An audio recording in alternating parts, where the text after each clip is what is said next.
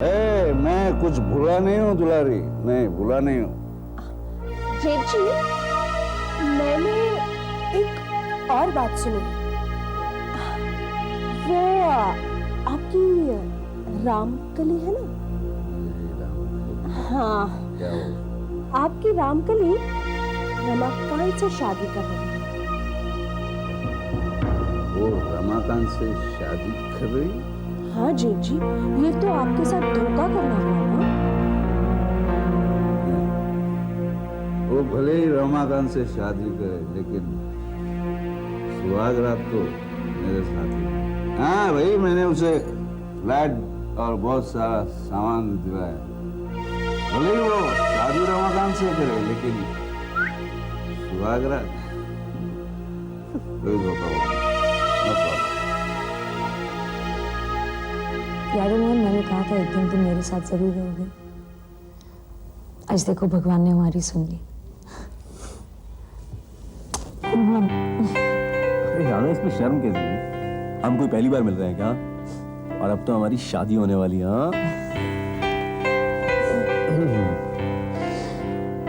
मोहन, तुम्हें याद है वो बाग जहाँ हम हमेशा मिला करते थे? तुम मुझे हमेशा छेड़ते थे और हमारा झगड़ा हो जाता था। और अगले दिन हम फिर उसी बाग में मिलते थे। उस बाग को मैं कैसे भूल सकता हूँ राधा? वही तो मुझे पहली बार महसूस हुआ था कि मुझे तुमसे प्यार हो गया। और मैंने पहली बार अपने प्यार का इजहार किया था तुम्हें, और तुम मुझसे लड़ के चली गई। अगले दिन जब मैं बाग नहीं पहुंचा तो तुम मुझसे मिलने मेरे घर आ गई, और फिर मौका देखकर मुझे तुमने सॉरी कहा। मुझे सब याद है। मुझे भी तभी एहसास हुआ था मोहन कि मैं तुम्हारे बगैर रह नहीं सकती। राधा, अब हमें एक दूसरे से कोई अलग नहीं कर सकता। हाँ मोहन।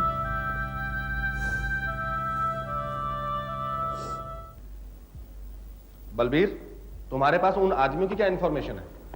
सर, इंफॉर्मेशन बड़े इंटरेस्टिंग है। ये जो दोनों आदमी राधा और मोहन के पीछे लगे हुए हैं, ये मुंबई के डॉन पंडित के आदमी हैं। क्या ये लोग मुंबई से यहाँ आए हैं? तो फिर जरूर पंडित के ही आदमी होंगे। लेकिन इनका मोहन और राधा से क्या लेना देना है? बलबीर, अब एक कड़ी से दूसरी कड़ी मिलती जा रही है।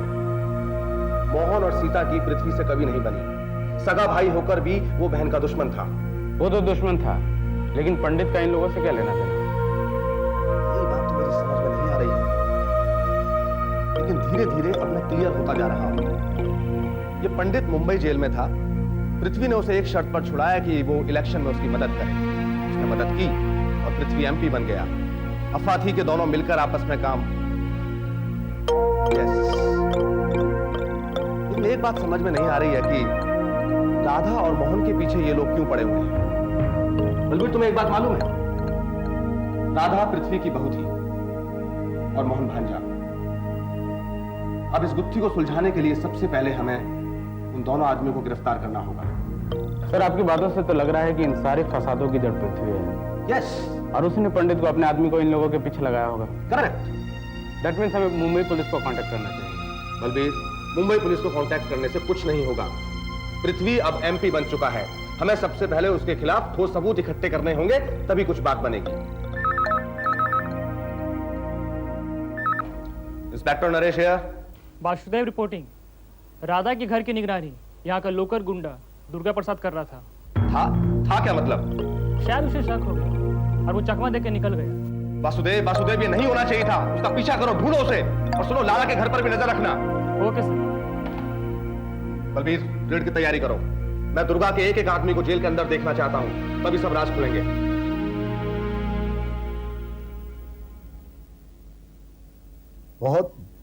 बहुत ही बढ़िया ऑफिस है। अरे बिल्कुल fully air condition, decorated. Oh yes yes yes, computer भी है। कभी भी आ जाए। Sir it is getting too late. सब गए, आप? मैं तुम्हें बाद में फोन करता हूँ। मिस्टर अय्यर, आज ऑफिस में मेरा पहला दिन है, इसलिए मैं तो सेलिब्रेट करना चाहता हूँ। You drink? No sir. शर्माइए मत मिस्टर अय्यर। देखिए, आप मेरे पिए हैं, हम लोग तो साथ में काम करने वाले हैं, इसलिए आप चाहें तो मेरे सेलिब्रेशन में ज्वाइन कर सकते हैं। लेकिन सर ये ऑफिस है, यहाँ पर ये अलाउड नहीं है। मिस्टर अय्यर प्लीज आप मुझे ये मत समझाइए कि ऑफिस है या क्या है। Will you please go and arrange a bottle of whisky for me. लेकिन सर अगर मिस्टर रमणीकलाल को पता चल गया तो? कुछ नहीं होगा, मैं उनका दामाद हूं और सोनल मैम साहब भी मुझे आके ज्वाइन करने वाली है। Is that clear? आप रुके क्यों? Please get a bottle of whisky. आपने सुना नहीं उन्होंने क्या कहा? जाइए।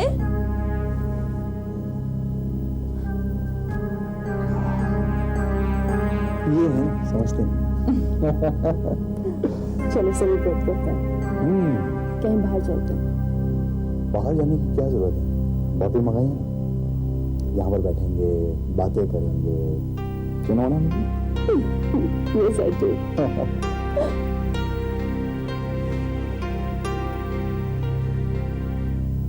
ये ऑफिस में क्या? डैडी, इनके पहले दिन की खुशी में हम सेलिब्रेट करना चाह रहे थे।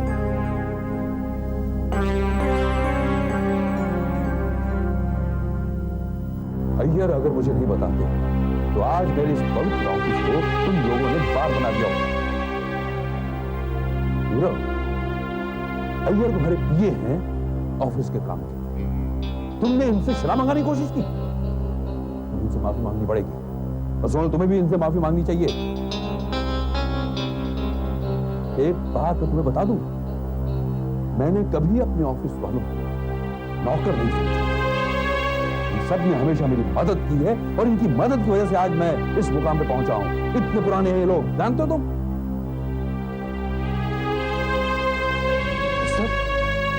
मेरी भावनाओं का जरा ख्याल नहीं तुम करो।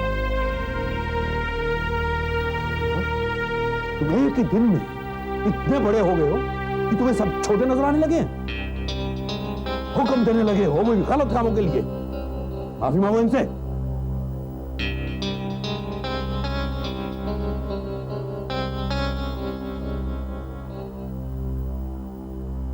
Mister Iyer, I am sorry.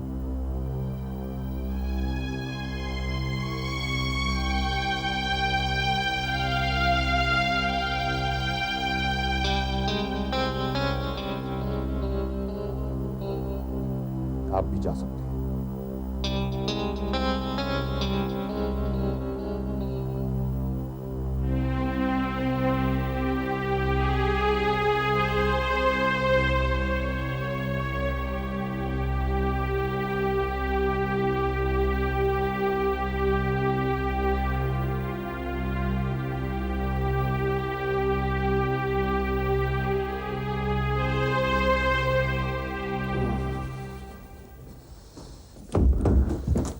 जगह पे नहीं रख सकते हो? तुम देख रही हो ना, तुम रख दो। अच्छा, खाने में क्या खाओगे? सूप पीना है? नहीं, पहले मुझे फ्रेश होने दो। ये तुम्हारा ब्लाउज क्या कर रहा है? बोलो ना, पहले जल्दी बता दो ताकि मैं खाना बना दूं। बाबा अब तुम देख रही हो मैं थक कर आया हूँ, पहले मुझे नहाने दो, मुझे फ्रेश होने दो, उसके बाद में तुम मुझे जो खिलाओगी मैं खाऊंगा। ओके? क्या खाओगे क्या खाओगे क्या खाओगे करते रहते। अरे हेलो, वो तुम लोगों के ब्यूटी पार्लर का क्या हुआ? वक्त मिल गया पूछने के लिए? नाराज क्यों हो रही हो, बताओ ना। मुझे तो लगता है तुम मेरी बातों से और मुझसे भी बोर हो गए हो। हेलो, ले देखे एक तो बीवी मिली है, वो भी ऐसी माशाल्लाह, उससे मैं पंगे ले सकता हूँ? बताओ ना क्या हुआ? अरे वो आज घर में एक ब्रोकर आया था और उसने तो बहुत महंगी महंगी जगहों के बारे में बताया। पता है, उसी वक्त वो विजय घर में आया और उसने कहा कि वो जगह के मामले में हमारी मदद जरूर करेगा। Good no?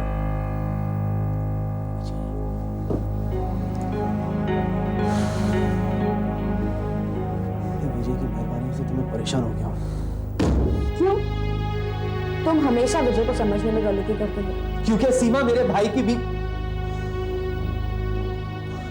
और वो विजय वो उसे फ्लर्ट करेगा। अरे बाबा, why don't you just leave them alone? Seema बच्ची नहीं है धीरज। मगर वो मेरी रिस्पॉन्सिबिलिटी। ओके? और मैं तुम्हारी कुछ नहीं, मैं तुम्हारी बीवी हूँ। मेरी कुछ ख्वाहिशें हैं तुमसे। मैं देख रही हूँ आजकल तुम सिर्फ सीमा के बारे में ही फिक्र करती हो। मैं तो कुछ हूँ ही नहीं ना। ये क्यों हुआ तुम्हें? पायल, ए पायल लisten, देखो तुम गलत समझ रही हो। ओके? पायल, तुम जानती हो सीमा के साथ क्या हुआ। ये मेरी जिम्मेदारी है, अगर मैं उसके बारे में नहीं सोचूंगा तो और कौन सोचेगा। प्लीज बिलीव मी, मैं सीमा की सिर्फ इज्जत करता हूँ, मैं तुमसे बहुत प्यार करता हूँ। सॉरी अगर मैंने तुम्हारा दिल दुखाया तो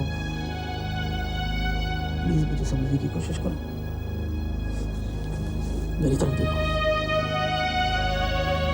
I love you. इतने प्यार से मैंने बोला, अब तू भी बोला I love you. I love you to.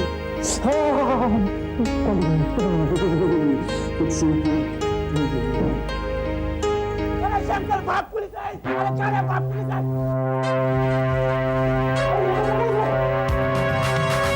Phone मारो, पकड़ो हरामजादों को। जल्दी जाओ, पकड़ो।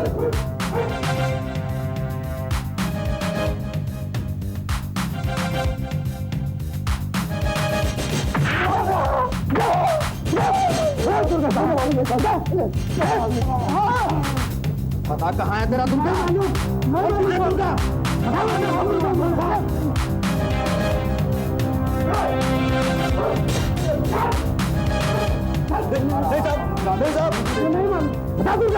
मुझे मालूम नहीं था, बताएंगे तो इसे खोल दिया हम। बता कहाँ है दुर्गा? मुझे नहीं मालूम साहब। किसे मालूम है फिर? आराम सादे, पुलिस स्टेशन में जाकर इतना मारूंगा कि तू खुद सब कुछ बक देगा। बता कहाँ है दुर्गा? मैं बताऊंगा। नहीं बताएगा? बलबीर इसे थाने ले चल, वहाँ सब कुछ बताएगा।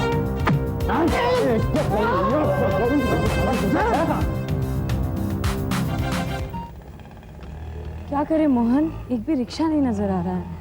ऑटो गांधी मार्ग।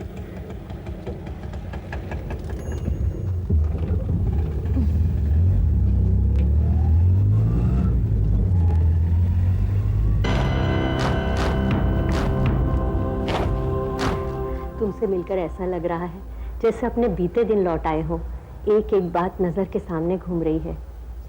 हाँ सावित्री, मुझे भी मुंबई में रहकर रामपुर की हर पल याद आती थी।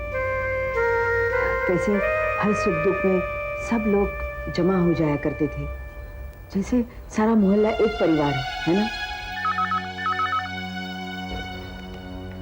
हेलो हेलो सीता दीदी, आप ही है ना? अरे लक्ष्मी तुम? हाँ मैं सीता ही बोल रही हूँ, कैसी हो? वाह दीदी, आप तो बिना कहे सुनी चली गई। वो तो मैं आपसे मिलने नहीं जाती तो मुझे पता भी नहीं चलता। गौरी ने सब कुछ बताया, कम से कम एक फोन तो कर दिया होता। हाँ तुम ठीक कह रही हो, लेकिन सब कुछ इतने जल्दी हो गया ना कि कुछ कहने का मौका ही नहीं मिला। या ये कहो कि रामपुर की खुशी में भूल गई। चलिए, मुझे खुशी है कि आप फिर से वही रामपुर में रहना चाहती हैं। हाँ लक्ष्मी, जहाँ जन्म लिया, जहाँ पले बड़े, जहाँ शादी हुई, उस जगह को कैसे भूल सकती हूँ। वैसे मुंबई तो आना ही होगा। मोहन को सारा हिसाब किताब करना है, राधा का केस खत्म करना है, फिर वापस यहाँ आएंगे। मैं तो कहती हूँ कि मोहन की शादी भी रामपुर में ही करिए। आपको तो इन्हीं की वजह से रामपुर छोड़ना पड़ा था। फिर से वहीं। लक्ष्मी अब जो हुआ वो हुआ, तुम बताओ, अपनी सुनाओ जरा। दीदी मैं भी रामपुर आना चाहती हूँ, यहाँ नहीं रहना चाहती। अरे ये क्या कह रही हो तुम? अब तुम्हारा पति एमपी बन गया है, तुम्हें तो वहीं रहना पड़ेगा। दीदी ये जिंदगी भर नहीं सुधरने वाले। लक्ष्मी क्या हुआ, रो क्यों रही हो? एमपी होने के बाद तो जैसे इनके पर निकल आए हैं। वो दुलारी तो इनके साथ बीवी की तरह चिपकी रहती है, और आजकल कोई नई औरत है, उसे भी घर दिला दिया है, और अब उसके साथ। ये तुम क्या कह रहे हो लक्ष्मी? दीदी मैं सब कुछ छोड़कर रामपुर आना चाहती हूँ। आखिर कब तक ये सब चलेगा? भगवान ना तो कुछ देखता है और ना ही कुछ सुनता है।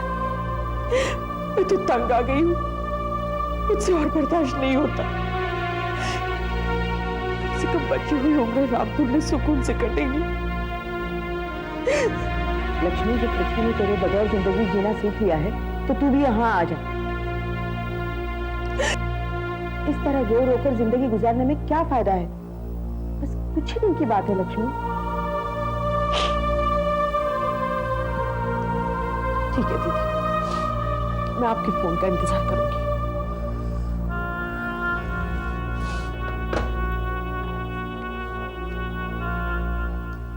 आपको इतनी फैसिलिटीज कहीं नहीं मिलेगी। बिल्डिंग भी शानदार और दाम भी ज्यादा नहीं। ओह, तो आप यहां बैठे हैं और बाहर वाले कहते हैं कि आप ऑफिस में नहीं हैं। क्या है? क्यों अवॉइड कर रहे हैं आप मुझे? मैं फोन कर करके थक गया। एक कहता है कि आप ऑफिस में नहीं हैं, दूसरा कहता है कि बिजी हैं। ये सब क्या है? मिस्टर जनार्दन, मैं अभी इन लोगों के साथ बिजी हूं। आप बाहर बैठे, मैं अभी आपसे बात करता हूं। देखिए, मैं पहले 2 बार आ चुका हूं, आज मैं ऐसे नहीं जाने वाला। मुझे साफ साफ बताइए, आप मेरा पैसा लौटाएंगे या नहीं?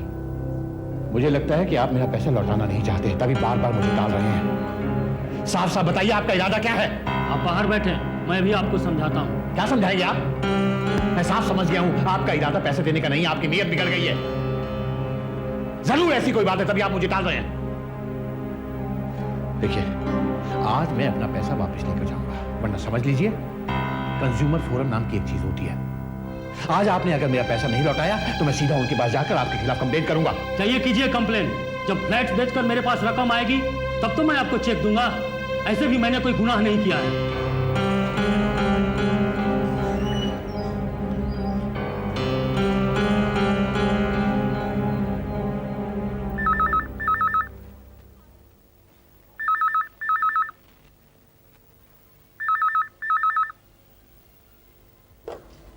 हेलो, पृथ्वी बोल रहा हूँ। हेलो पृथ्वी जी, मैं बिल्डर बोल रहा हूँ। हाँ बोलो भाई, लेकिन ये आवाज में इतनी घबराहट क्यों? आपके कहने के मुताबिक मैंने जनार्दन को फ्लैट देने से इनकार कर दिया। बहुत अच्छा कर दिया। लेकिन अभी अभी वो यहाँ से गया है और मेरे खिलाफ कंप्लेन करने को बोल कर गया है। नहीं, तुम चिंता मत करो, उसकी धमकी में कोई दम नहीं है, उसे मैं संभाल लूंगा।